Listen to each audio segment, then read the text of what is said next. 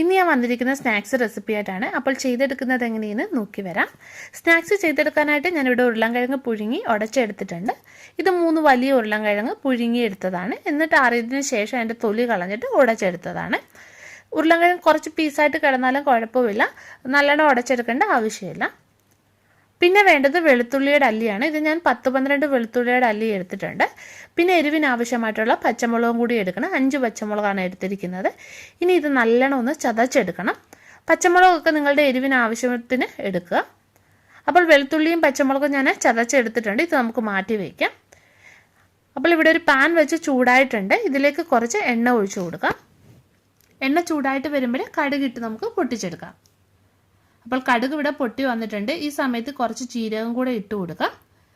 ഇനി ഇതിലേക്ക് കുറച്ച് മല്ലി ചതച്ചത് ചേർക്കാം. പിന്നെ നമ്മൾ ചതച്ച് വെച്ചിരിക്കുന്ന പച്ചമുളകും വെളുത്തുള്ളിയും കൂടി ഇതിലേക്ക് ചേർത്ത് കൊടുക്കാം. ഇനി ഇതൊന്ന് മൂപ്പിച്ചെടുക്കണം.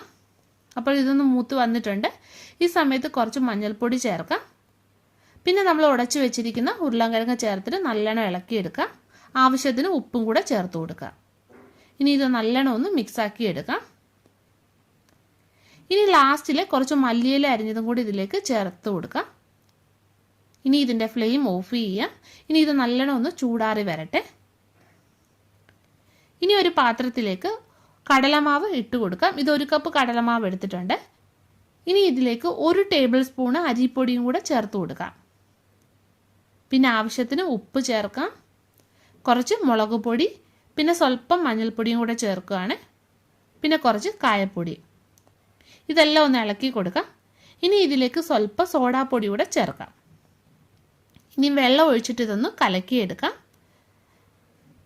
ഈ കൺസിസ്റ്റൻസിയിൽ കലക്കിയെടുക്കാം. ഇനി ഇത് നമുക്ക് മാറ്റി വയ്ക്കാം. അപ്പോൾ ഉരുളൻകിഴങ്ങ് മസാല ചൂടാറി വന്നിട്ടുണ്ട്. ഇനി ഇതിൽ നിന്ന് കുറേശ്ശെ എടുത്തിട്ട് ഉരുളകളാക്കിയിട്ട് ഇതുപോലെ ഉരുട്ടിയെടുക്കാം. നിങ്ങൾക്ക് ഇഷ്ടമുള്ള വലിപ്പത്തിൽ ഉരുട്ടിയെടുക്കാവേ. അപ്പോൾ ഇതെല്ലാം ഉരുട്ടി എടുത്തിട്ടുണ്ട്. ഇനി ഇത് നമുക്ക് മാവിൽ മുക്കിയിട്ട് വറുത്തെടുക്കാം. അപ്പോൾ എണ്ണ ചൂടായി വന്നിട്ടുണ്ട്. ഇത് ഓരോന്നും മാവിൽ മുക്കിയിട്ട് എണ്ണയിലേക്ക് ഇട്ട് കൊടുക്കാം. തിരിച്ചു മറിച്ചു ഇട്ട് മൂപ്പിച്ചെടുക്കാം. അപ്പോൾ മൂത്ത് വന്നിട്ടുണ്ട്. എണ്ണയിൽ നിന്നും കോരി മാറ്റാം. ബാക്കിയുള്ളത് ഇതുപോലെ തന്നെ ചെയ്തെടുക്കാം. സ്നാക്സ് ഇവിടെ ചെയ്തെടുത്തിട്ടുണ്ട്. നിങ്ങൾ ഉറപ്പായിട്ടും ഇതുപോലെ ചെയ്ത് നോക്കുക. പിന്നെ വീഡിയോ ഇഷ്ടപ്പെടുകയാണെങ്കിൽ ഒന്ന് ലൈക്ക് ചെയ്യുക, ഷെയർ ചെയ്യുക. അപ്പോൾ നമുക്ക് വീണ്ടും മറ്റൊരു നല്ല റെസിപ്പിയുമായിട്ട് കാണാം.